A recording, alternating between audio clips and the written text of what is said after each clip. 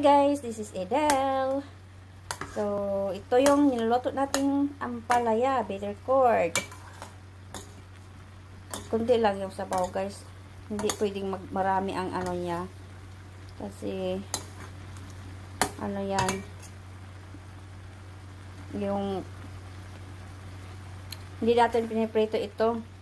Tuna lang yung nilagay natin ito guys. Napakasarap kasi, yung tuna, tinanggalin natin ng sabaw niya. At saka, nilagyan natin ng isang itlog. Tingnan natin pinakita ang pagpachachap ng, anong tawag dito? Yung pagchap ng ampalaya. Kasi gagamit tayo ng kutsilyo. So, hindi ko na pinakita. Bawal kasi sa community standard. Yun ang sabi.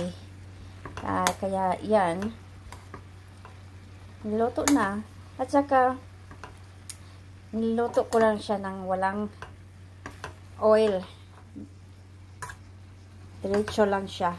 Nilagay ng yung mga ingredients, sibuyas. Hindi nga ako naglagay ng ahos, yung garlic. So, simple lang siya. Palaya, bitter gourd, tuna, at saka sibuyas. Lagyan konting asin at soy sauce. Yung dark sauce. So, simple lang buhay.